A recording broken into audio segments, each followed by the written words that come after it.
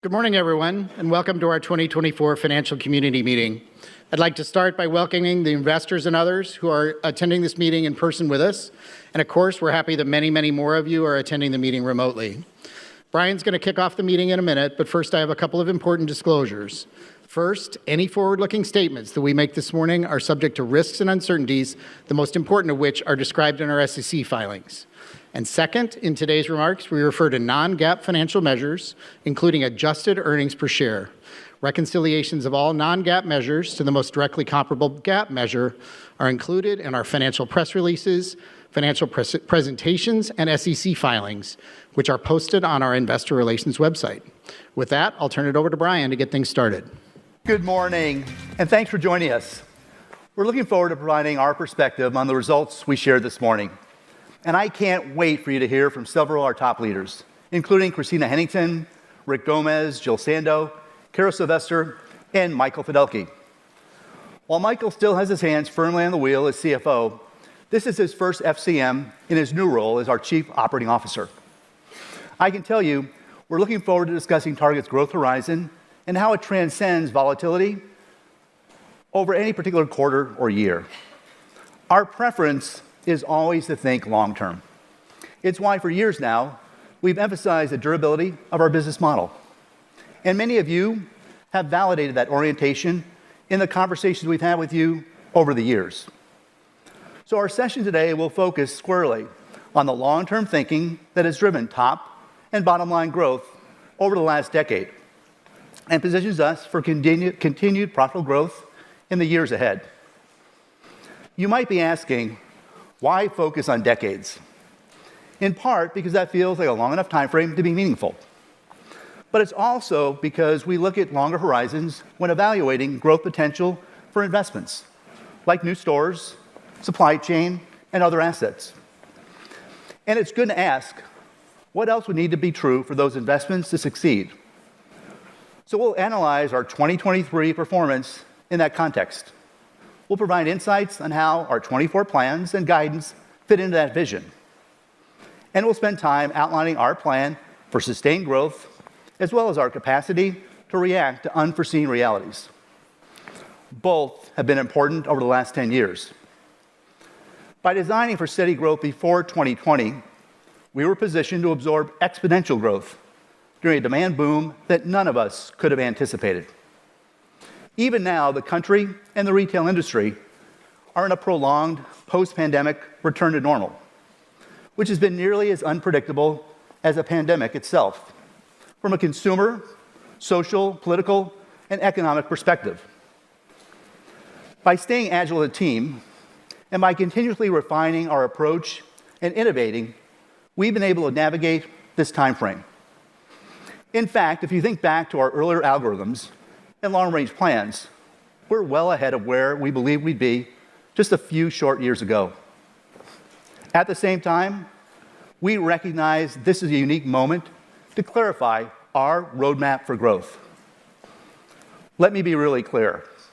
Our goal is to recapture profitable sales, traffic, and market share gains by expanding what makes Target different and better for our guests, amplifying our appeal to consumers beyond our existing guest base, and reinforcing the innovation and investment that drive durable and consistent results for our business and shareholders. So I might start today with the elements of the overall strategy that have been staples all along and will continue to be staples going forward. Starting with our stores, the most visible and tangible proof of our long-term planning and investment. When I arrived at Target, we had just over 1,800 stores that didn't quite cover all 50 states. Since then, we've built more than 200 new stores. We've invested in more than 1,200 existing locations through remodels and partnerships. And our store footprint has expanded to cover the entire U.S. While retail is decades in the new digital era, on any given day, 2/3 to 3/4 of all U.S. shopping is still done in stores. And thanks to the stores as hub model we invented in the last decade, nearly all Target shopping, including our significant digital penetration growth And our $30+ billion in revenue growth was made possible by our stores. So if you think store shopping will wind down any time in the next decade, we'll politely disagree on that point once again. Over the next decade, we expect to open more than 300 new, mostly full-size stores, adding billions of dollars in incremental growth, while continuing to remodel stores with plans to invest in the vast majority of our nearly 2,000 stores in the next 10 years. We'll also continue to invest in our supply chain and technology. In less than 10 years, we've created, acquired, and constantly advanced sortation centers, upstream distribution centers, food distribution centers, and a steady stream of replenishment, technology, and logistics innovation. At least 10 additional supply chain facilities are in the pipeline and will be operating within the next decade. Underpinning all of this is our longstanding and ongoing investment in technology. This includes a leading team of engineers, data scientists, and product managers focused on further integrating AI and machine learning and driving early adoption of generative AI, all geared towards making it easier for our team to best serve our guests across both the digital and physical assets. Take same-day fulfillment. Our initial investments gave us an early lead in same-day. Today, same-day is much more competitive, but continued innovation and better integration with our Target ecosystem means we're ready to expand same-day delivery for our guests while also building on our next-day capabilities. You'll hear more about this from Christina and Kara, including big moves we're making with Target Circle, a program that didn't exist 10 years ago, but today has well over 100 million members. Kara will talk about the incredible progress the team has made with Target Circle and where we're headed next. For now, I'll just emphasize the focus we're placing on unlimited same-day delivery through a new membership feature called Target Circle 360, which is launching next month. Here's the takeaway. Without huge investments in stores, supply chain, and tech, there is no drive-up or order pickup, which were monumental growth drivers during COVID and today. And without stores, supply chain, and tech, and providers like UPS, FedEx, and Shipt, there is no home delivery, which is ready for a step change in guest acquisition, satisfaction, and loyalty. As we move forward, we'll leverage our 2017 acquisition of Shipt to help us build unmistakable recognition for Target same-day delivery. Target's Roundel advertising business is another example of something that didn't exist 10 years ago. But today, it's the fastest growing contributor to the other revenue line on our P&L. In a crowded field of similar offerings, we're punching way above our weight relative to the scale of our retail footprint. The unique relationship we have with our guests and the value our ad business unlocks for the brands that advertise with us are at the heart of Roundel's performance to date. And since our roadmap for growth focuses on strengthening our relationship with guests and converting more consumers into guests, we see tremendous growth potential for Roundel for years to come. There are a number of other points of continuity and cohesion in our strategy, but for this intro, I'll focus on just one more. That's the strength of our multi-category portfolio and the balance and stability offered by our mix of frequency and discretionary categories. The way we bring those categories to consumers is a standout strength we'll continue to build on. The curation, the authority in trend and newness, and the competitive advantage and assortment built around beloved national brands, world-class brand partnerships, and a fleet of own brands that drives about a third of our business and puts us in a league of our own. 10 years ago, our Starbucks and Disney collaborations were strong and growing, and we were building our partnership with Apple. Those three relationships continued to grow throughout this time frame, and we added and expanded outstanding partnerships with CVS, Levi's, Hearth & Hand with Magnolia, and Ulta Beauty at Target that drive traffic, sales, and loyalty. This element of our strategy has been a bright part of our future. It will continue to play a big role in the decade ahead. And our team's expertise in product design and development and brand creation and management, they're towering strengths that really fuel our own brand portfolio. Brands like Cat and Jack, Threshold, Good and Gather, they bring millions of guests to Target. They're 3 of the 11 brands that generate $1 billion or more in sales each year, a lineup that looked much more modest a decade ago. And they lead a roster of Target brands that contribute to more than $30 billion in annual sales, plus outstanding margins for our bottom line.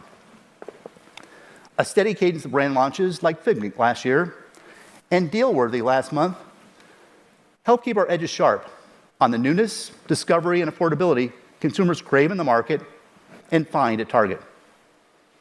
I believe our own brand capabilities will only become more prominent in the decade ahead, which is why we'll spend time this morning taking you behind the scenes on where we're headed with our own brands.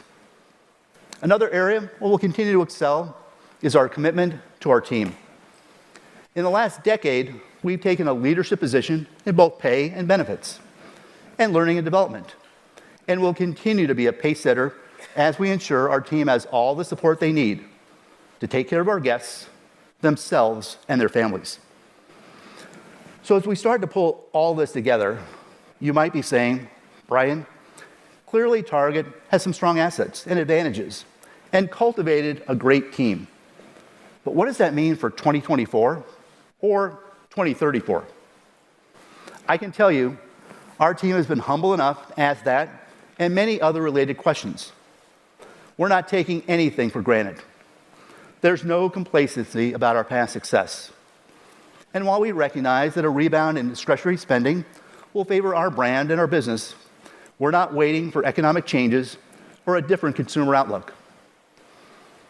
I've been on the road nonstop since November, walking our stores, distribution floors, and I can tell you the energy and initiative of our frontline team, what they're bringing to our business this year simply can't be conveyed on the slides behind me. This team has shifted to their front foot, and they're changing the momentum of our business, which is why we've seen sequential improvement from Q2 to Q3 to Q4. Discretionary declines moderated. Traffic trends rebounded.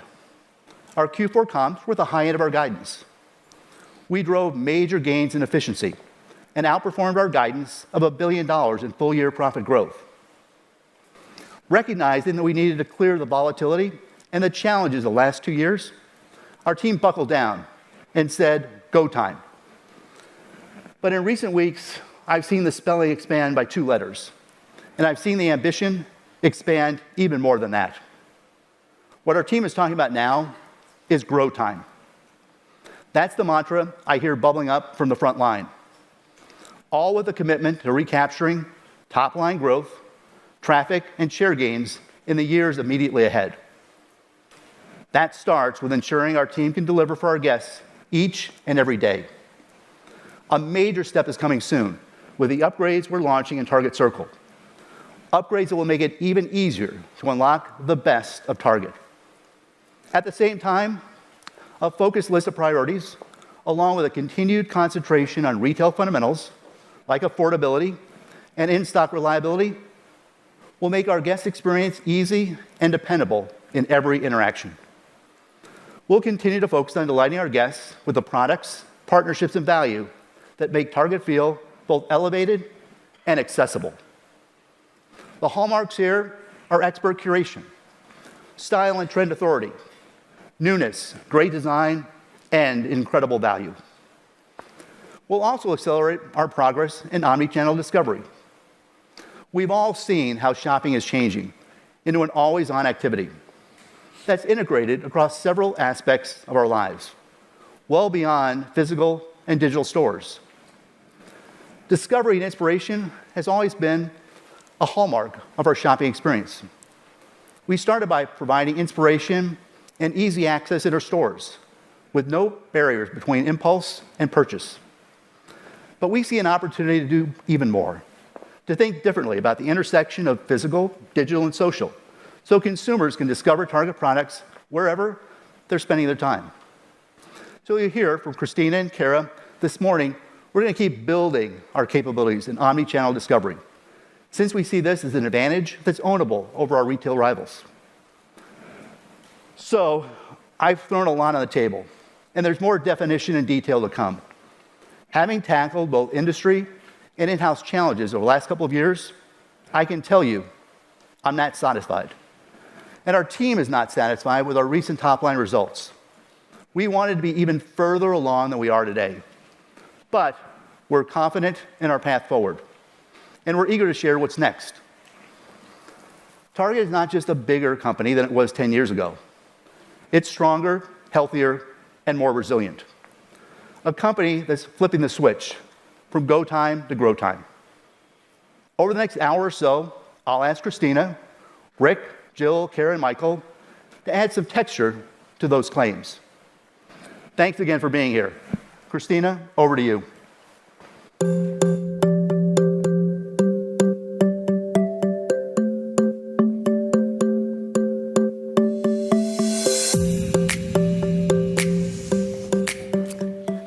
Thanks, Brian, and good morning, everyone. Continuing on what you've heard so far this morning, I want to emphasize two key themes. First, we build a foundation for long-term growth with a strategy that is both unique to Target and durable. And second, we're committed to building on that foundation for years to come. So this morning, I'll walk through the ways we're leaning into our core strengths, capabilities, and differentiators we've built and refined over time to meet consumers where they are and drive long-term market share gains, sales growth, and profitability. I want to start with an outlook on the consumer, which remains mixed. While there are some encouraging signs in the economy, there are also stubborn pressures impacting families and retails. Consumers say they still feel stretched. They're balancing a lot and having to make trade-offs to meet their needs of their families, while sprinkling in the occasional luxury. And yet their affinity for style and newness, plus early signs of disinflation, contributed to a sequential uptick in discretionary category performance over the last 2 quarters, something we aim to build on and accelerate. At the same time, we expect consumers will remain highly value conscious, hunting for great promotions and seeking comprehensive value in their purchases. Consumers are also craving stability, with small doses of everyday joy. After the volatility of the global pandemic, they're now coping with geopolitical tensions, social and political divisiveness, and uncertainty around personal finances. This all demonstrates that our purpose, to help all families discover the joy of everyday life, remains incredibly relevant. And the assets and capabilities we've cultivated over time, like new and remodeled stores, investments in digital shopping, supply chain, and loyalty, they've all increased consumers' view of us as an omni-channel powerhouse. Those enhanced strengths were built on long-established differentiators like design, curation, a well-balanced multi-category assortment, and outstanding value. And those are just some of the elements we'll build upon and amplify through our strategy as we move through 2024 and beyond. Think about the opportunities around something like omni-channel discovery. Designing experiences that support discovery has always been one of our strengths. Our stores are famous, or perhaps infamous, for inspiring guests to discover more than they expected. Millions of guests have experienced the joy of entering a Target store for a few items and end up leaving with extra treasures they didn't anticipate. This is a key aspect of how we set ourselves apart from our competitors, and something we'll continue to build on, regardless of where or how the shopping trip begins. After all, shopping looks very different now than it did a few years ago. It's no longer a point-in-time transactional event. Consumers today are constantly taking in new information and seeking inspiration from influencers and trendsetters. Target is already a trend shaper, but there's an opportunity to accelerate this further on both the platforms we own and on external platforms like TikTok and Instagram. Carol will share more specifics later, so I'll just say that our team's energy and engagement in building these discovery-driven experiences are truly inspiring. It's indicative of an ambition to meet consumers where they are, so that wherever and however a shopping journey starts, the path leads back to Target as the destination. We have long been known for delighting guests through a carefully curated set of products and partnerships. We believe that a well-curated assortment isn't just good for managing inventory. It can be additive to the shopping experience, too. Here's an extreme example. Imagine a restaurant with a seemingly infinite menu, with countless of pages of every type of cuisine and no cohesive point of view. Endless choice creates decision fatigue, taking away from an otherwise joyful outing. Sometimes, less is truly more. We make choices that allow us to offer a menu of products designing to serve a wide variety of guest needs, helping to guide their shopping journey while ensuring a joyful and productive trip. Now, to be clear, this does take balance. We don't offer an endless aisle, but we do offer a compelling range of choices and price points throughout our assortment. We think of our assortment like a three-legged stool. It works best when we develop own brands that offer unmatched value and quality, provide the best industry-leading national brands, and cultivate partnerships that enhance our assortment. So let's start with our own brands. We've invested heavily over the past several years to continue to innovate and differentiate through our own brands, and we're not slowing down. Across the portfolio, we're launching new brands and expanding upon those already loved by our guests. In fact, own brands are so core to who we are. Following my remarks, I've asked Jill Sando and Rick Gomez to join me and highlight how our unique skills and assets allow us to sustain and grow this massive own brand portfolio. And it's because of these differentiated end-to-end capabilities that we're able to rapidly scale affordable own brands without compromising quality. These capabilities also make us an attractive partner to some of the greatest designers around. Recently, we announced an upcoming partnership with iconic fashion designer Diane von Furstenberg. This collection will feature the signature patterns and colors that DVF is known for, along with her iconic wrap dresses. With a multi-generational appeal and offerings in extended sizes, as well as options for kids, this collection features more than 200 items spanning apparel, accessories, beauty, and home, combining timeless fashion with only at Target prices and value. Our second priority is to extend our assortment with the best national brand consumers want from Target. Stanley Drinkware is a timely example. Well before it became a cultural moment, we were early to recognize this brand's potential, allowing us to get a big jump on this trend.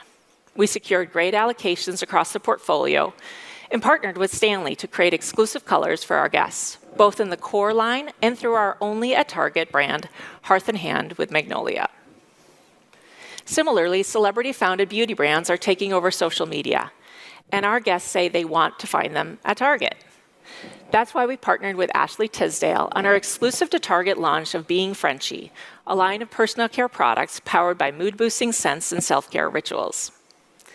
It's also why we've recently added Lemmy, Kourtney Kardashian Barker's new line of vitamin and botanical supplements, to our assortment. These trending brands add to the credibility we've built in the beauty space and will continue to support our leadership role in these categories. Our third priority is to round out our assortment with a focus on partnerships, which provide deeper expertise and brand recognition for our guests. We've had tremendous success attracting and cultivating these unique collaborations, and in the years ahead, we expect they'll play an even bigger role given the incrementality they've delivered. We continue to expand the presence of Ulta Beauty at Target, Levi's, Apple, Disney, and more, bringing industry-leading offerings and continued differentiation for Target. And last year, we launched a new partnership with Kendra Scott, and our guests couldn't get enough. These colorful jewelry and accessory pieces not only look good, but they do good too. With a shared vision for philanthropy, this collaboration shines bright on multiple levels. Expect plenty of new offerings in this partnership in 2024 and for years to come. Surrounding all our assortment choices is an unwavering focus on value, which starts with price, but encompasses so much more. We continue to offer fantastic everyday low prices, and we're focused on clearly and effectively communicating our value proposition. One way we've done this is by simplifying our end caps to feature single price points and promotions. This allows us to clarify the incredible value we offer while helping our guests to effortlessly recognize the value. No games, no confusion. Additionally, our efficiency efforts and the greater size and scale we've achieved in the recent years have allowed us to further sharpen price points across our assortment. We continuously find ways to add quality and newness to our own brand portfolio without increasing prices. And of course, our focus on retail fundamentals serves as a through line supporting guests on their shopping journey before, during, and after they make a purchase. These efforts are an always-on focus, and we continue to deliver a unique blend of physical and digital shopping. We'll further leverage our fleet of nearly 2,000 stores to serve as inspiring shopping destinations and as fulfillment hubs for digital orders. And in the same way we focus on our store and digital assets, we continually invest in our team. We take care of our team so they can take care of our guests. From providing world-class service to ensuring we're in stock, we want our guests to feel confident that they'll be cared for and find what they seek on every Target run.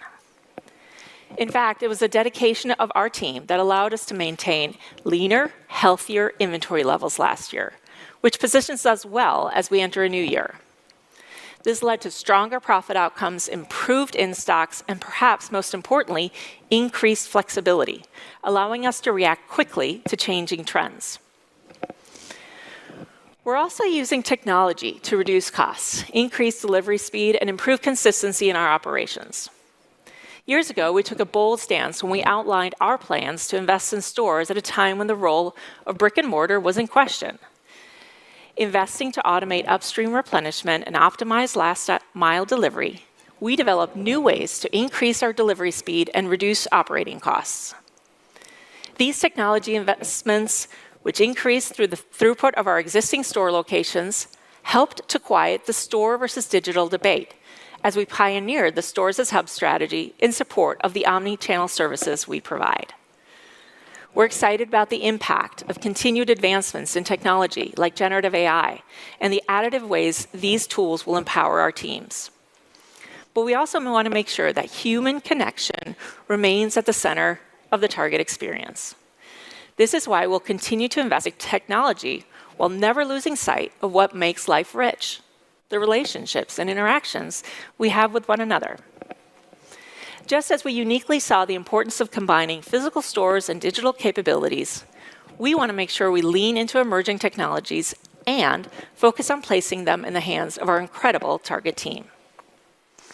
And finally, we'll continue to invest in technology to support segmentation and personalization. We love it when guests walk into one of our nearly 2,000 locations and says, "This is my Target." In the same way, we want to design an experience in which a guest places an item in their cart and says, "This was made just for me." This balance of scale and personalization is unique in retail, something we do well and can continue to build on. After all, we have an enviable consumer base that is highly engaged with our brand, and they shop us frequently across our multi-category assortment, allowing us to gain invaluable insights across nearly all retail segments, not just one or two. It's also why our Roundel advertising business is so powerful. We're constantly listening and learning from our guest base, allowing us to offer rich insights to our vendors, offer compelling and personalized advertisements to our guests, and grow this aspect of the business in meaningful and lasting ways.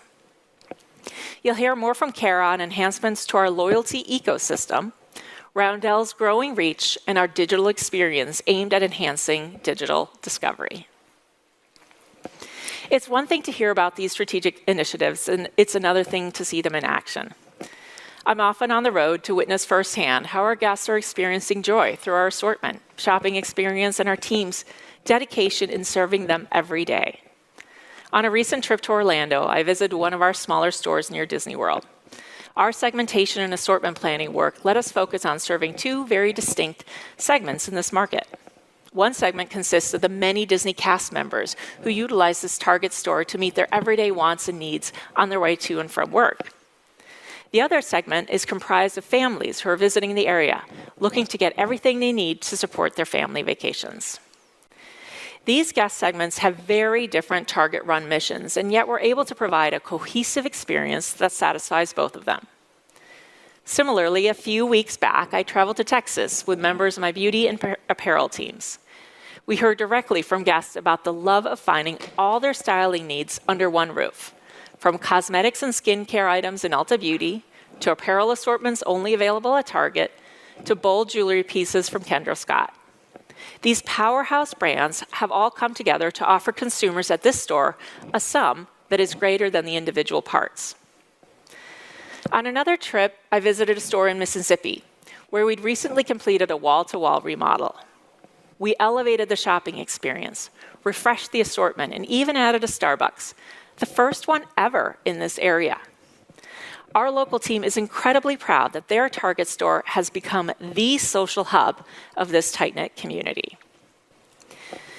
These examples illustrate the interplay of our strategies, assortment, experience, and capabilities, showing how we're positioning Target to play a unique role in American retail. So now, before I turn things over to Kara, I'm going to invite Jill and Rick to the stage for a discussion on the power of Target's own brand capabilities and how they help Target stand out in a crowded marketplace. Good morning. I am Jill Sando, and I lead the Apparel and Accessories, Home, and Hardlines merchandising organization. I've been with Target for over 25 years. The majority of that time has been in merchandising, running different businesses across our discretionary portfolio. I've also spent some time in planning and helped stand up our product design and development capabilities for our non-apparel businesses. Hello, good morning. I'm Rick Gomez. I lead Target's food, essentials, and beauty businesses. I've had the opportunity to lead a variety of different disciplines at Target, including marketing, digital, strategy. And then before Target, I spent over 20 years working in the CPG industry, developing, launching, and managing a bunch of different food and beverage brands. Well, we're happy to have you here. Okay, our own brand portfolio on its own would be a Fortune 100 company, more than $30 billion in sales, and nearly 1/3 of our total revenue, and even more of our gross margin. That's because we have amazing capabilities that allow us to produce brands our guests genuinely love. Jill, let's start with one I know you're particularly excited about, a new brand in toys called Gigglescape. Kids-related categories are huge for Target, and toys plays a key role in keeping Target relevant with families. National brands like Lego and exclusive brands like Our Generation have made Target one of the biggest toy retailers in America. And the addition of Gigglescape gives consumers one more only at Target reason to shop toys. Gigglescape is important for a few reasons. It's consumer-centric. It's our first own brand designed specifically for Generation Alpha and their unique needs. It's filling white space in our own brand assortment, and it has us poised to drive growth in a high-margin category. And Gigglescape is priced to be accessible to all families. Just a few weeks ago, we launched our stuffed animals. Most are priced under $10, and soon we'll launch books, puzzles, and toys, with all items in our spring assortment priced under $20. That kind of pricing makes it perfect for gifts and for the spur-of-the-moment purchases because your child is being good today. This is a brand that makes our toys department a destination even when your Target run was inspired by something else, and makes Target an even stronger destination for toys. I love them. They're super cute. Okay, Rick, our frequency categories play such a crucial role in driving trips. And with Up and Up and Deal Worthy, we're giving our guests new reasons to choose Target. Can you tell us about that? Yes. Well, as you know, Christina, we invest a lot of time listening to consumers to better understand their needs. And one of the themes that we are consistently hearing is the need for value and affordability. So to address this consumer need, we are relaunching Up and Up and introducing Deal Worthy. Up and Up is one of Target's most popular brands, delivering nearly $3 billion in sales, offering over 2,000 everyday items at affordable prices. And now we are making it even bigger and even better. We have developed product improvements across 40% of the line. We are also introducing hundreds of new items, and we are offering great prices, with the average item priced under $7. We're also launching Dealworthy. It's our new low-priced brand with items across the store, ranging from socks, laundry detergent, phone charges, and I can't stress enough what a great value Dealworthy will be. The most items will be priced under $10, and some of those electronics items will be priced 50% lower than what was previously offered at Target. Dealworthy will be the lowest priced item in each category, offering absolutely incredible value. Indeed, our frequency businesses are an important part of driving trips to Target, meeting guest critical needs. But our discretionaries categories have the opportunity to do that as well. Jill, can you tell us a little bit about Cat and Jack? Yes, kids apparel is another area where we have outsized market share, and Cat and Jack is a big part of that. This is the kids brand that we launched in 2016. Today, it's a $3 billion brand, the biggest kids brand in America. To put that into perspective, consider this. We sell well over 300 million units of Cat and Jack a year, which comes out to about 8 Cat and Jack items for every child in America under the age of 12. Now, this is part of a discretionary category, but Cat and Jack is a brand that drives repeat business for Target because of great prices and great quality, which parents love, and great design that kids love. And when you think about kids' style, the success of Cat and Jack pays dividends across our portfolio. It drives trips and sales across the store during key moments like back to school and throughout the year as kids grow into new sizes. Cat and Jack also complements brands like Wild Fable. That's our juniors brand, worn by millions of teens and tweens who started in Cat and Jack. It's one of the biggest juniors brands in the country and one we just extended into swim. Wild Fable is a great brand on its own, one fueled by our speed to trend in a very dynamic category. But it also has an important advantage, since families are already in the habit of turning to Target for clothes for their kids. Thank you, Jill. Rick, let's switch gears a little bit and talk about Good & Gather, because that's a brand that's helped us reimagine our grocery space and experience and really build our credibility in food. Yeah, absolutely. I'd love to talk about food and beverage. Our food and beverage business delivers over $20 billion in sales, and that's up $8 billion in sales since 2019. That's because over the last few years, we've been making big strides in improving the food and beverage experience. I like to say that we have gone from being a retailer that just sells food to a retailer that truly celebrates food. And in doing that, we have made Target a destination for food. Now, Good & Gather has played a key role in that. At nearly $4 billion in sales, Good & Gather delivers a great value proposition. Delicious products that the whole family will enjoy. High-quality ingredients with no artificial colors, no artificial flavors, no high fructose corn syrup, and importantly, great pricing with most items under $5. And we're not done growing the Good & Gather brand. Last fall, we expanded Good & Gather into new incremental spaces that are important to our guests, like Good & Gather Baby and Toddler, creating another go-to Target, another go-to category for parents with young children at Target. Well, it's abundantly clear that our guests rely on our own brands. Jill, you've been a part of these launches for so many years in your career. What makes us a leader in this space? We have unrivaled design capabilities, amazing talent across our team, hundreds of patents. It is no exaggeration to say that Target pioneered cheap chic. And what we're doing is so hard to replicate because we didn't decide to make a play in own brands 5 or even 10 years ago. We've been doing this for decades. We've had an in-house sourcing capability for 25 years now. Today, it spans 20 offices across 14 countries.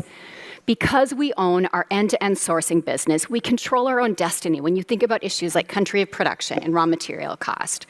We're more cost-effective with far fewer intermediaries in our network, which allows us to grow our bottom line even as we pass savings on to our guest.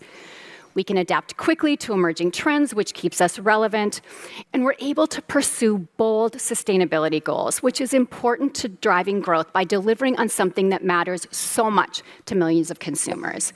And those sustainability goals will also help ensure both the resiliency of our business model through responsible stewardship of the resources that we rely on and our ability to deliver the quality that our guests rely on.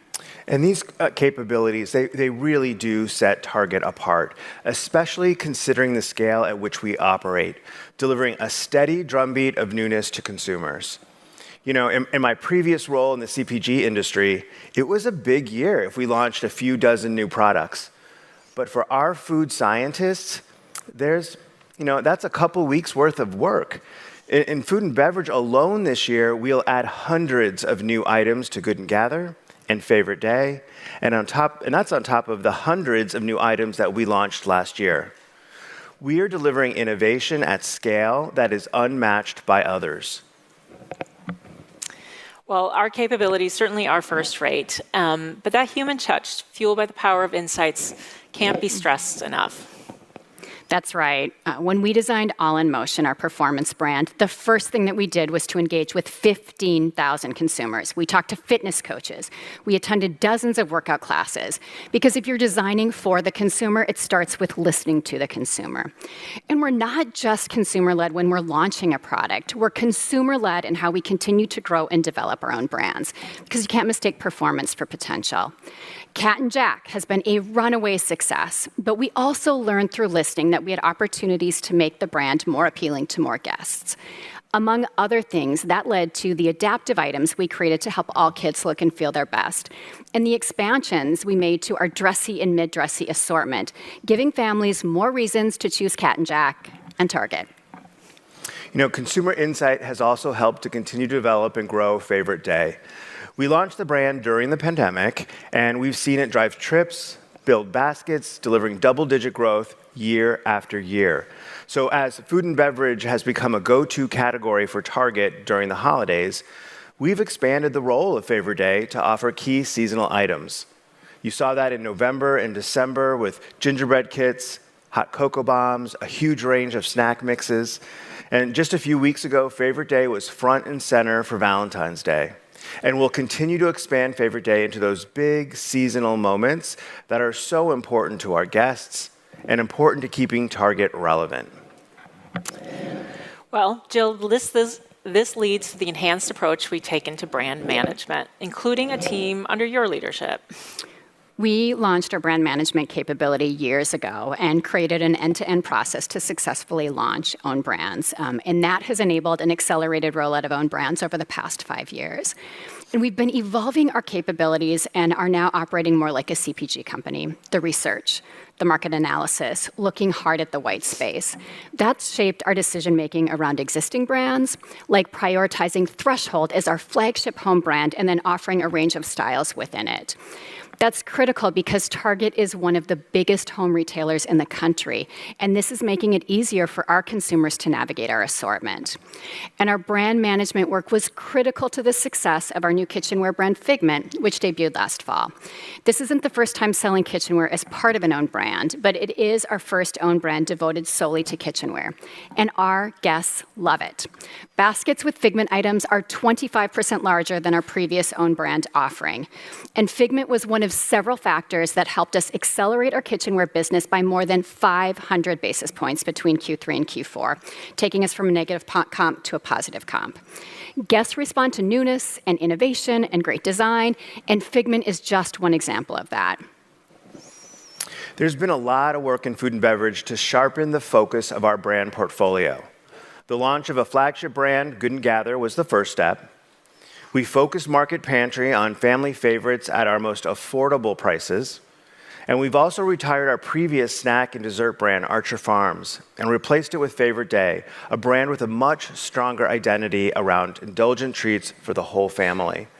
All of this helps Target make consumer-centric decisions about our assortment, like the addition of 50 new F&B items for Easter, and dozens more that we're launching just in time for the summer season, including a Favorite Day soda.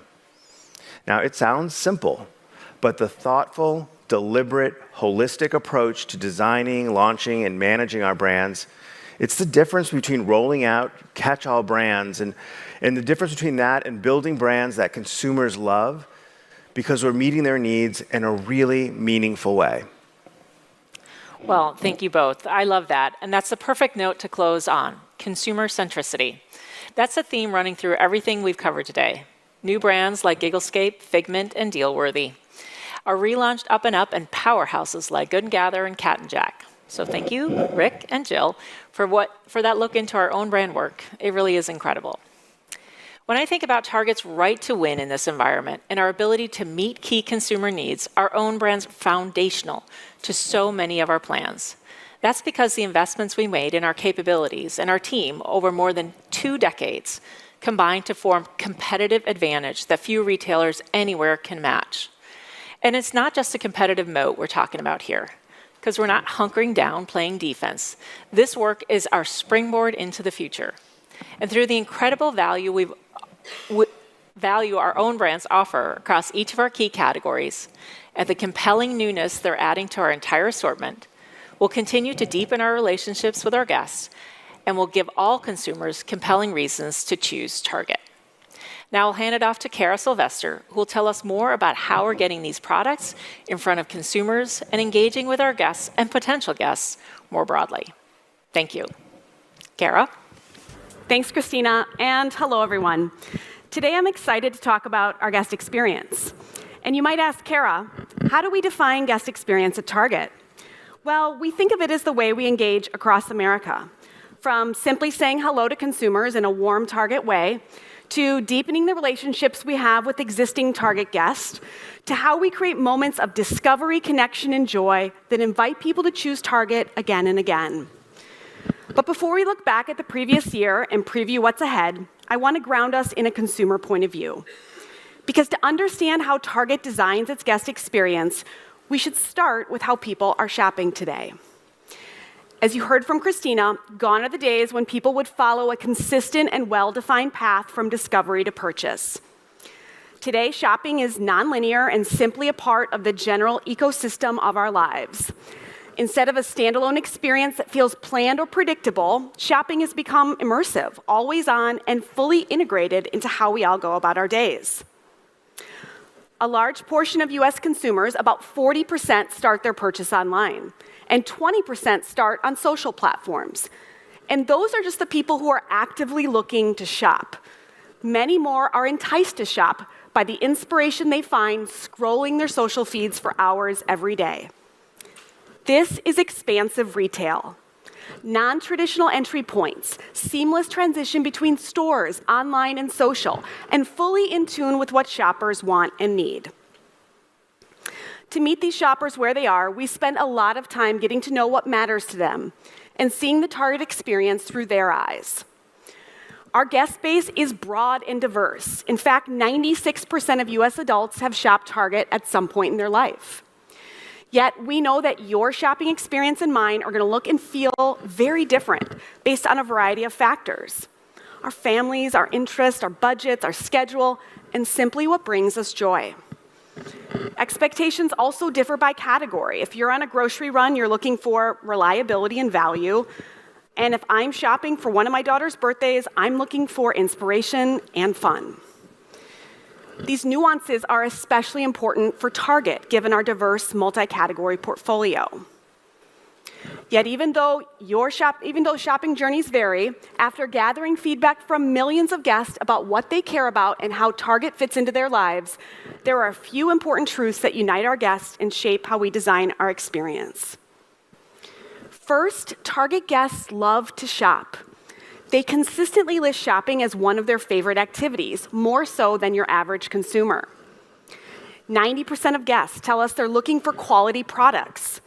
They also want a meaningful connection with the brand, and they're ahead of the curve when it comes to keeping up with trends. Second, our guests are whenever, wherever, however shoppers, using multiple channels to create the experience that fits into their lives. They're in the driver's seat when it comes to creating the experience that works best for them. And we have to meet them where, when, and how they need us. Finally, one more important factor that defines Target guests. They are loyal, really loyal. Our most engaged guests account for a greater share of sales than we see at other competitors, showing that the connection we have with guests is sticky and drives growth and profitability. Quite simply, guests look to Target for inspiration, to find on-trend, high-quality items at a great price, and to have some fun. Are we affordable? Yes. Are we fast and convenient? Absolutely. Can you check off everything on your list no matter how you prefer to shop? You bet. But there are other retailers who can say the same. What makes Target different, what makes guests consistently choose us over any other retailer, is how we make them feel when they interact with us. How we design our experience to elevate ordinary moments into extraordinary ones with a carefully curated assortment, bursts of discovery and delight, and plenty of human connection along the way. There, of course, are the big splashes of the Target brand that grab headlines, generate buzz, and make people smile. Like our Halloween ghoul, Lewis, who took the season by storm. Or the ugly squirrel sweater that we created in 48 hours to pay homage to the version worn by Taylor and Travis over the holidays. Or turning the Las Vegas Sphere into a huge holiday snow globe, complete with bullseye in residence. But there are also millions of smaller, everyday moments that strengthen the bonds we have with our guests, making their lives a little bit easier and a little bit brighter. So when visiting one of our stores in San Antonio, Texas last year, I kept hearing about a team member who I needed to meet. In fact, even some guests stopped me and said I absolutely needed to meet her. And they were right. She was somebody I absolutely needed to meet, and I wanted you to meet her too. Let me introduce you to Amelia. So I love that video because it captures who we are as a brand and what we aim to deliver across our entire guest experience. Our team brings so much empathy to their work. And it's not just the face-to-face interactions at checkout or in the aisles. Empathy is infused into how we design every part of the guest experience. Drive Up's a perfect example. The reason guests love Drive Up at Target because it's a service reflects what's most important to them. It's easy. Swing by, we'll bring out your order to you, or even pick up your return. It's fast. Just tell us you're on your way. We'll be ready when you are. No pickup windows to worry about because we work on your schedule. It's fun. Add a Starbucks to make your trip that much more relaxing, and it's all free. This is what we mean by designing an experience for our guests. Looking at a service through their eyes, using Target technology to rapidly iterate and introduce new capabilities, and finding ways to not only meet their needs, but add something extra to make their day. That's the Target experience. You saw that from us in 2023 as we continued on our path to be America's favorite discovery destination. Our stores are known as a getaway spot, somewhere you can go and enjoy a few minutes or a few hours browsing the aisles with friendly team members to help you find just what you need. We're bringing that same sense of exploration and relaxation to guests who walk through our digital front door. Last year, shoppers visited us more than 6 billion times on our digital channels, looking for the same warmth, newness, and discovery that greets them when they walk into one of our front doors. In fact, more than half of guests who make a purchase in our stores have visited our app or our site that very same day, reinforcing how shoppers move fluidly from physical to online and back again. And Target's uniquely suited to be there for our guests when inspiration strikes because of our agile technology and the pathways we create between stores, digital, social, marketing, and more. The experience we created this past holiday season is a great example. This year, there was clear connectivity across our experience to create a memorable and meaningful visit no matter how you chose to shop with us. Holiday gateways in-store and online, digital gifting stations, product packaging to make you smile, in-store playlists to set the mood, festive TikTok content, and Target Wonderland community pop-up events. These all work together to celebrate the holidays with our guests in a way that only Target can. Our ongoing investment in our digital capabilities enabled this year's fully connected holiday celebration. In 2023, we transformed our digital experience from a utilitarian shopping platform that was one size fits all to one that is filled with warmth, greets you personally, just like Amelia would, and delivers a custom blend of newness, trend, value, and ease, just for you. And it's not just what the guests see, but what's happening behind the scenes to power these personalized experiences. We're using generative AI to power our product detail pages to provide more friendly and relevant explanations of what guests want to know about our assortment. AI also powers features like Shop the Look and our Get It Now assistant, which lets you know when items in your cart are available for pickup at a nearby store. It's also the engine behind the insights we use to give guests more personal experiences and rewards through our loyalty program, Target Circle. And it's a key element of how we create thoughtfully curated campaigns for consumers through our advertising business, Roundel. This might be a good time to talk about how Roundel seamlessly integrates into the guest experience and continues to drive more than $1.5 billion in value for our business. Growing more than 20% in 2023, Roundel is the powerful bridge between our guests and the brands they love. Roundel works with more than 2,600 vendors to deliver creative that is resonant and wholly consistent with the Target experience. In return, our guests receive content that speaks directly to their interests and preferences. Take our holiday campaign with Apple.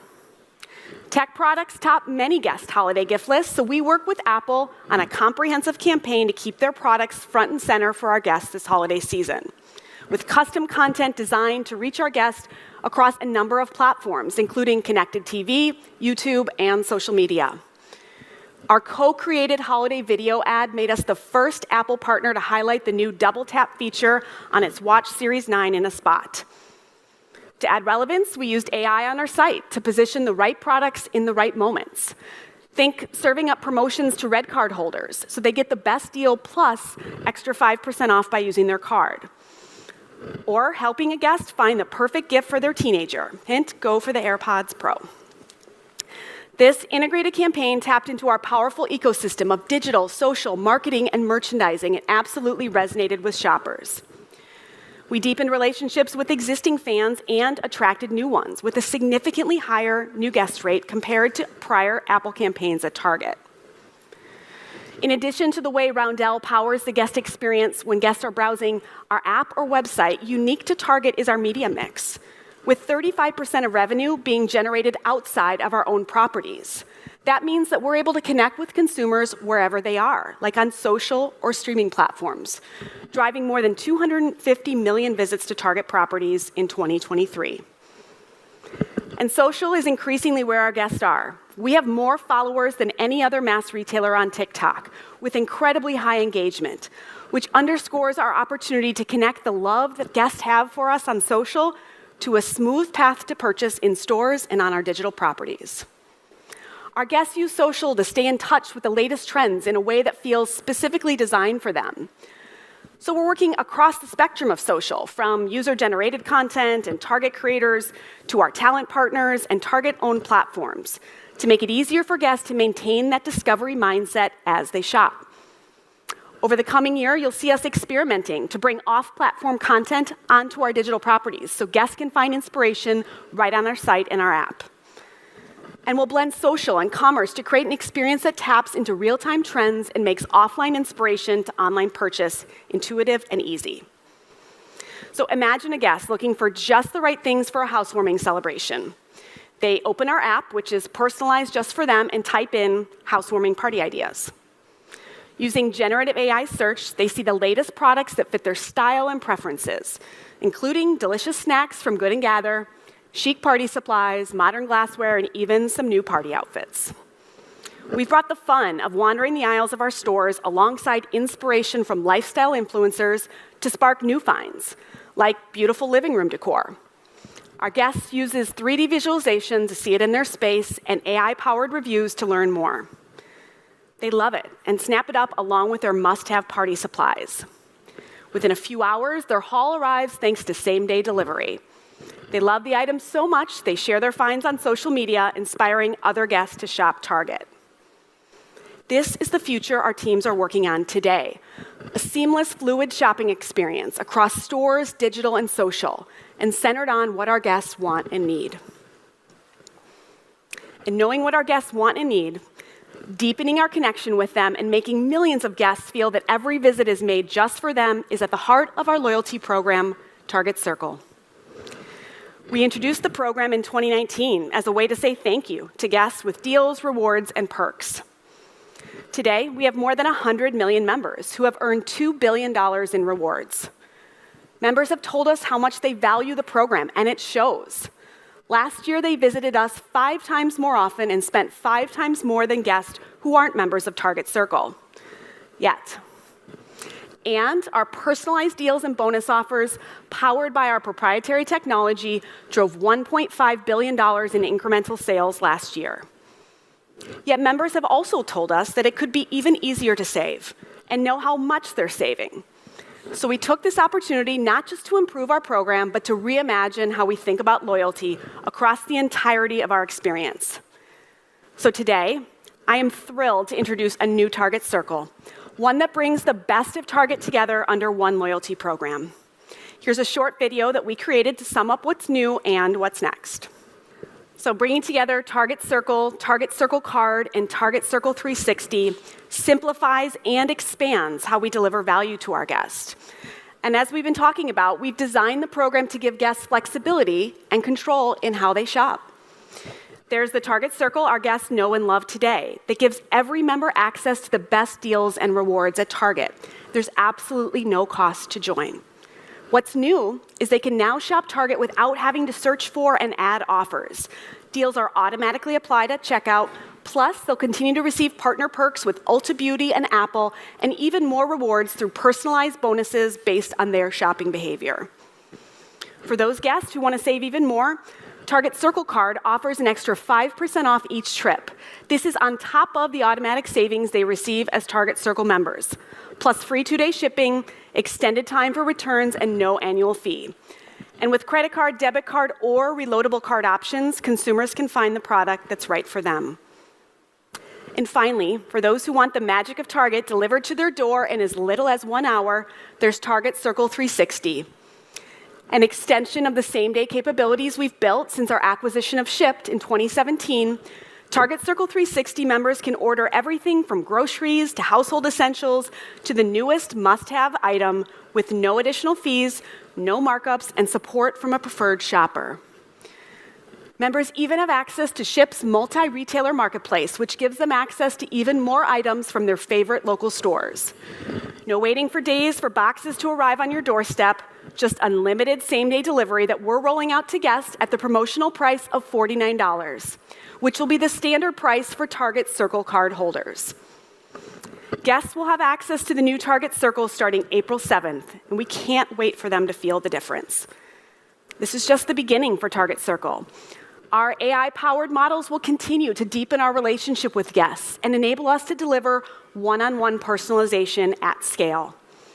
And with this new foundation in place, we'll continue adding benefits and perks based on what matters most to our guests, like exclusive partnerships, product offers, and more, so they can get the most out of shopping at Target.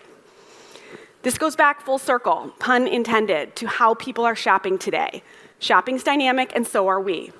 The investments we're making reflect our focus on consumers' preferences and needs, so we continue to be their first choice for discovery, delight, and experiences that make them smile. That's Target's guest experience at its best, building connection and celebrating everyday moments in meaningful and memorable ways, moving with our guests through their lives so we're able to bring joy whenever we can. That's the Target magic, and it's what fuels our future. Now, I'd like to welcome a familiar face with an expanded title to the stage, Michael Fidelki.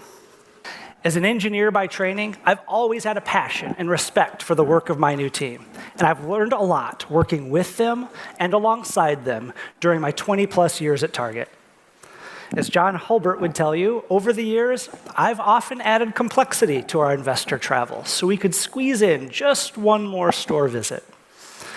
And throughout the recent holiday season and so far this new year, it's been great to have an opportunity to spend even more time with teams in both our stores and supply chain facilities.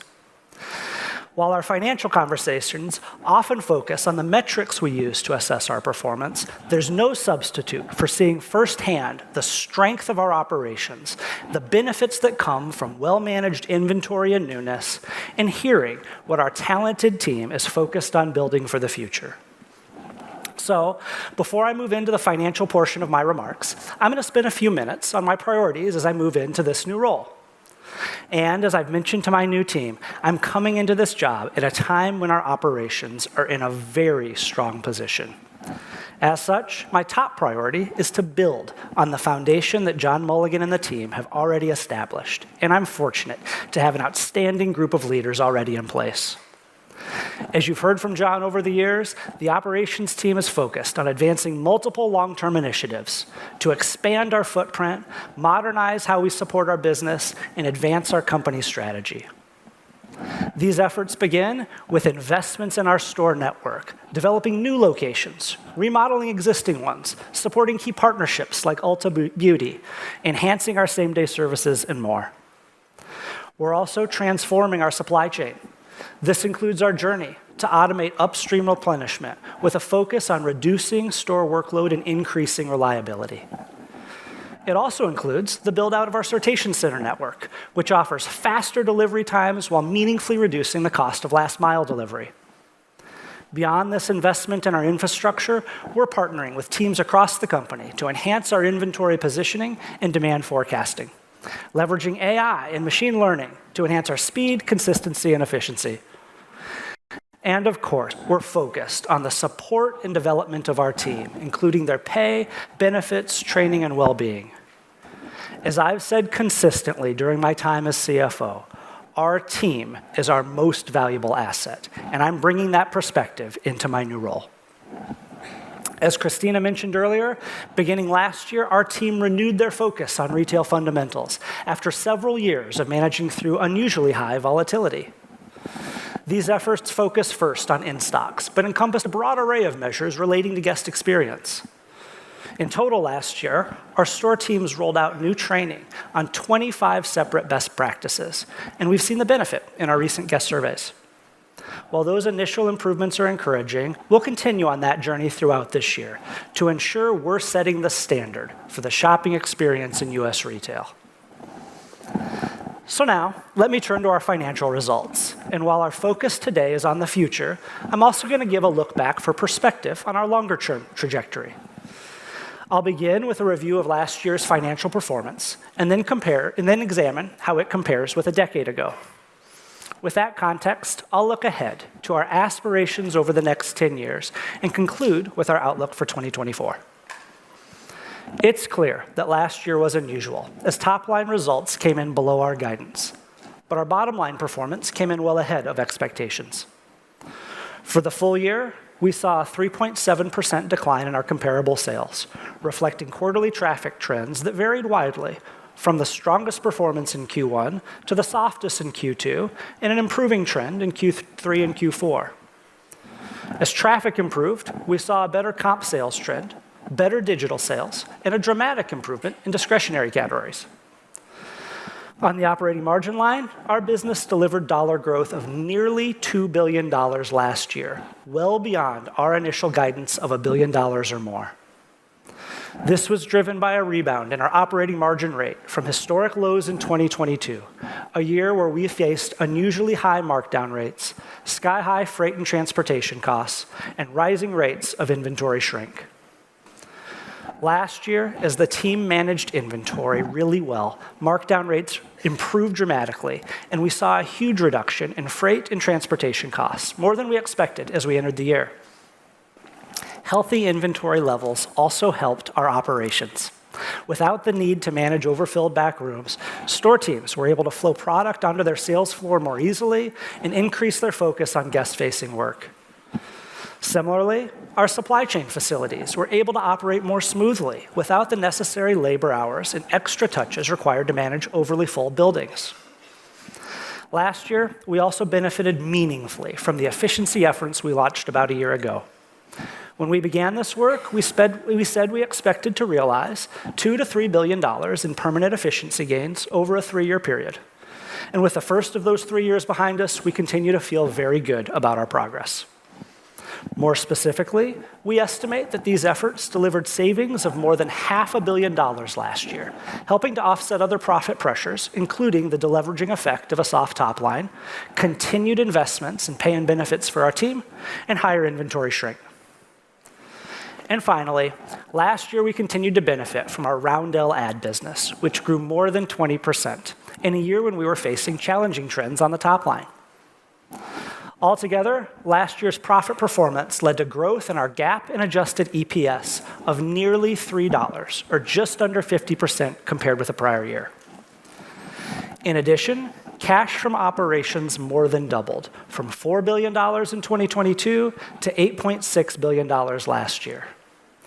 And finally, after-tax return on invested capital expanded by well over 3 percentage points, from 12.6% in 2022 to 16.1% last year. Before I include my recap of 2023, I want to provide an update on inventory shrink, which includes the impact of retail theft. Last year, consistent with expectations, shrink cost increased more than $500 million compared with 2022, representing about 50 basis points of incremental rate pressure. Even more notable, compared with 2019, shrink costs have reduced our operating margin rate by a cumulative 1.2 percentage points over a 4-year period. Happily, we've seen some encouraging trends recently, resulting from both the actions we've taken and the community efforts we're seeing across the country. I want to pause and give a quick shout out to our assets protection and information security teams who are working around the clock to protect the safety of our team and our guests.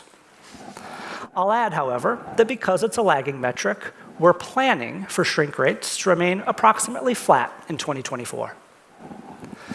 So now, with last year in the books, I want to briefly pull back the lens and look back over the last decade, which is a very long time in retail. This will help to highlight the journey we've been on and the capabilities we've developed, serving as the foundation for the next decade of profitable growth. As you all know, the last 10 years were a time of rapid change in retail. This led to some sluggish results at Target in the early years, as our business faced some significant challenges. Those periods were followed by rapid progress in later years based on the steps we took to address those challenges. Let's start with the top line. In 2013, our US business generated about $71 billion in sales, while 2023 sales were about $34.5 billion higher, representing an average growth rate of about 4% per year.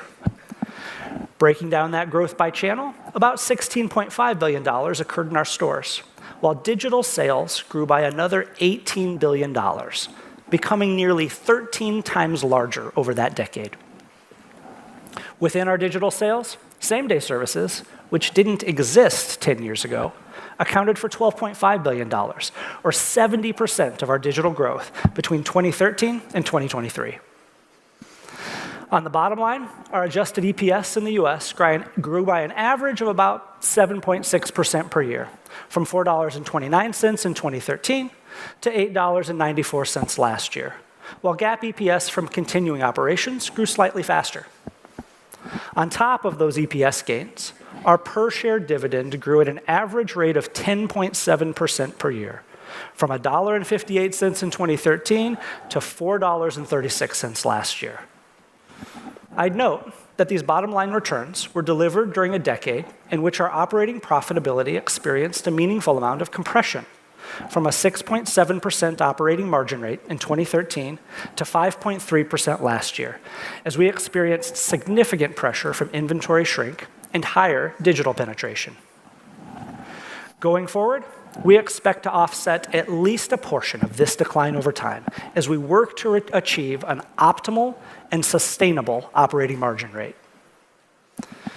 Turning to capital deployment, our priorities have remained consistent for decades, so I'll briefly reiterate them here. We first look to reinvest capital in our business in projects that meet our strategic and financial criteria. Second, we look to support the dividend and build on our 52-year record of annual increases in the dividend per share. And finally, we deploy any excess cash after these first two uses to repurchase shares within the limits of our middle-A credit ratings. Over the last decade, our operations generated just over $67 billion of cash. And during that time, the lowest level in any single year was still more than $4 billion. These cash returns demonstrate the durability of our business as we navigated through several challenging periods over those 10 years. They also give us a lot of confidence in our prospects for making continued productive investments in the years ahead. Throughout that entire decade, deployment of cash was consistent with our long-term priorities. Just over $30 billion was devoted to CapEx, accounting for about 45% of the total. Another $14.5 billion was paid as dividends, and cumulative share repurchases accounted for the remainder of just over $22 billion, as we retired more than 206 million shares at an average price of about $108, all while maintaining our middle A ratings over the entire period. So now, with that long-term look back as context, I want to turn to what we expect to achieve over the next 10 years, beginning with the top line, where we're focused on 3 separate growth drivers: comparable sales, new stores, and other revenue. Comps are expected to be the primary source of growth, with increases in the low to mid-single-digit range in a normal year, consistent with our average over the last decade. We'll support this comp growth with continued investments in our business, in remodels, own brands, national brands, signature partnerships, and value-added services across all channels. Turning to remodels, we plan to invest in the vast majority of our nearly 2,000 store fleet over the next 10 years. Each year, projects will range from full-scale remodels, in which we touch the entire store, to more surgical investments, including the addition of Ulta Beauty locations, fixture upgrades, support of our same-day services, and more. On top of existing stores, we'll continue opening new locations based on the strong financial returns they generate. As Brian mentioned, most of these new stores will be larger on average than we've opened in recent years. Based on the opportunities we've already identified, we expect to open more than 300 additional stores over the next decade, meaningfully extending our reach into new neighborhoods. By the end of those 10 years, we expect those new stores will be generating incremental sales of around $15 billion annually. Beyond our buildings, we'll continue to focus on the well-being of our team members, who enable our growth and serve as the face of Target every day. As Christina and Kara highlighted earlier, the human element, as exemplified by our team, is a continued differentiator for Target in a world where commerce is becoming increasingly mechanized and impersonal. Finally, over the next decade, we expect to continue seeing outsized growth in other revenue. This has been driven in recent years by our Roundel ad business, which contributed more than $1.5 billion of value to Target last year, to the benefit of both gross margin and other revenue. On top of Roundel, we also expect our digital marketplace, Target Plus, to make a more meaningful contribution over the next 10 years. Putting this all together, over the next decade, we expect our total revenue will grow by an average rate of roughly 4% per year over the next 10 years. If we attain that goal, our business will add more than $50 billion of revenue, on top of the $107 billion we delivered in 2023. That growth will enable our business to further benefit from scale efficiencies as we continue to extend our reach in the US market. On the operating margin line, our ambition is to reach the optimal rate to maximize profit dollar growth over time. While we don't yet know what that rate will be, we believe it will be at least as high as our pre-pandemic rate of 6%. We made enormous progress in moving back toward 6% last year and expect to make continued progress in 2024 and beyond. Once we reach that 6% milestone, we'd be happy to continue moving higher as long as we're seeing appropriate dollar growth. For example, if we're successful in reducing shrink over the next few years, that might support our ability to sustainably operate above 6% over time. Regarding CapEx, we don't apply a rule of thumb to determine annual spending. Rather, we maintain a bottom-up plan and allocate capital to all the projects that meet our strategic and financial criteria. As you've seen in recent years, annual CapEx will vary based on the external backdrop. And individual project investments, which naturally follow the evolving needs of the business, will vary as we snap the chalk line in a specific year.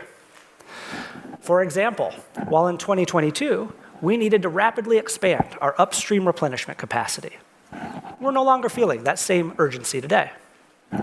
Similarly, while we love what we're seeing in our sortation centers and expect to meaningfully grow their capacity over time, The pacing of sort center investments has slowed somewhat in the near term, given that brown box last mile delivery volumes declined significantly last year. When we put together all of those considerations, along with our long-term growth ambitions, we believe annual CapEx will typically range between $3.5 billion and $5.5 billion in 2025 and beyond. Regarding our second capital priority, we expect to continue growing the per-share dividend over the next decade, and we'll manage the rate of annual increases with a goal of reaching a 40% payout ratio over time. As for our third capital priority, we expect share repurchases will continue to play a meaningful role in our EPS growth in years ahead. Our strong balance sheet successfully absorbed a number of powerful shocks in 2022. And last year, we made significant progress in moving our debt metrics back to appropriate levels. This sets the stage for a potential resumption in repurchase activity later this year. Altogether, we believe we can deliver high single-digit growth in earnings per share in a typical year, at or above the average you've seen over the last 10 years. And lastly, we believe our after-tax ROIC can continue to move higher into the teens over the next decade, into the high teens over the next decade. So now, let me turn briefly to our expectations for 2024. On the top line, we're still planning cautiously, given the consumer spending patterns we've seen for 2 full years now. More specifically, on the discretionary side of our business, even as we've seen improving trends over the last 2 quarters, overall demand remains soft as spending patterns continue to normalize from pandemic peaks. In our frequency businesses, we're anticipating a further recovery in unit trends this year as inflation continues to moderate. Altogether, we're planning for a modest increase in comparable sales in the 0 to 2% range for the year. Within the year, our top line will face the highest hurdle in the first quarter, while over the remainder of the year, we'll be comparing over notably softer results. As a result, while we're looking to build on the momentum we've seen in recent quarters, our plans anticipate a comp decline in the first quarter. After that, we're planning for a resumption of top-line growth over the remaining 3 quarters of the year. On the operating margin line, we expect the impact of inventory shrink will be roughly flat to last year. In addition, given our cautious top-line expectations and continued investments in long-term growth, we'll likely see some deleveraging on the SG&A line. In terms of tailwinds, we're planning for modest rate improvement in shipping and transportation as we annualize the benefit of the lower rate contracts negotiated throughout 2023. We're also planning for continued outsized growth in our Roundel ad business, contributing to both gross margin and other revenue. And of course, we expect our efficiency work will benefit both our gross margin and SG&A expense rates. Altogether, in 2024, we're planning for a modest increase from last year's 5.3% operating margin rate as we continue moving toward our 6% goal. On the bottom line, our 2024 expectations translate to a full year range for both GAAP and adjusted EPS of $8.60 to $9.60. On first glance, the midpoint of this range represents growth of just under 2% versus 2023. However, I'd note that it's equivalent to a mid to high single-digit increase on a 52 to 52-week basis, given that last year had an extra week.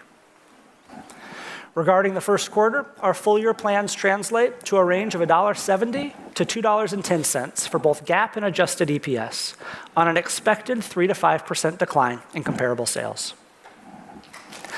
Turning to our balance sheet and capital deployment, we continue to expect a CapEx range of $3 to $4 billion for the year and are planning for another strong year of cash generation.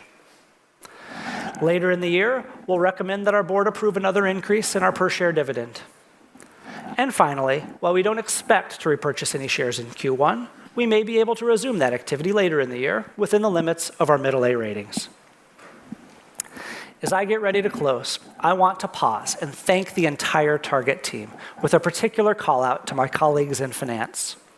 It's been an honor to serve as your Chief Financial Officer for the last 4.5 years. Just as I have been, I'm confident my successor will be incredibly grateful for the leadership, integrity, passion, and discipline you bring to your work every day. Until a successor is named, I'll continue to fully occupy the CFO role and partner with all of you on behalf of Target and our stakeholders. To my new team, I'm incredibly excited to be working with all of you. As I said earlier, our operations are already in great shape, and I'm fortunate to be working with a strong set of leaders. I can't wait to see what we can accomplish together as we build and sustain the foundation for another decade of profitable growth at Target. Thank you. Now I'll turn it over to Brian for some closing remarks. As we get ready to take your questions, I might get started with some of the questions I can imagine are on your mind this morning. First, are the updates we shared enough to get Target back to growth? The answer is absolutely. We're confident that the roadmap we've outlined today puts our core strengths, capabilities, and points of difference to work in new ways, with even greater value, relevance, ease for our current guests and U.S. consumers more broadly. This roadmap will help us meet consumers where they are to drive traffic, profitable sales growth, and long-term market share gains. Another question might be, can Target keep building on the profit improvement you put up last year? You just heard it from Michael. Nearly $2 billion in 2023 of operating income growth, far outpacing our guidance. More than $500 million in cost savings from our ongoing efficiency efforts, giving us a fast start on our multi-year efficiency goals, and realistic expectations for additional improvement in our operating margin rate this year as we move towards our 6% goal. Ultimately, I'm sure you're asking, what does this mean for shareholders over time? And that brings us back to our emphasis on long-term horizons and the durability of our business model. Again, you heard it from Michael. From 2013 to 2023, revenue grew by almost 50%, while earnings per share and the annual dividend more than doubled. The progress we made last year in shifting the momentum of our business, defining our roadmap for growth, and improving our profit performance has set us up to resume share repurchase, potentially later this year. We know that's been an important source of shareholder returns over time. But since most of you know our capital priorities as well as we do at this point, I'm guessing you noticed that I'm ending with a priority that's been on top of the list for decades. Simply put, investing in the right strategies and capabilities for our consumers and our business is the surest way to deliver outstanding shareholder returns over decades. As you've seen in the last decade, there's a lot we can't control in the operating environment. But we are in charge of our financial decisions and the business plans and investments that drive our performance. We know that if we perform well for consumers, the market will reward investors who are fueling those efforts. That's why you've seen us highlight our roadmap this morning. It reflects our team's eagerness to grow, and more importantly, our plan to execute on that ambition. It's how we're putting the assets and capabilities we've built in the last decade to work in ways that are inspiring and in step with how consumers will be shopping in the next decade. It combines strengths that are unique to us into a comprehensive competitive position, a position that's difficult to replicate because no one can put it all together like Target. We've said it before, it's the power of and. From our stores and digital experiences, to our fulfillment options, our multi-category portfolio, our signature brand partnerships, our own brand dominance, and above all, our global team. Our 400,000 Target team members and a talented and dedicated and determined leadership team who have led and will keep leading our team through go time. But make no mistakes, everyone at Target, from the check lane to the C-suite, is committed to the next era of grow time.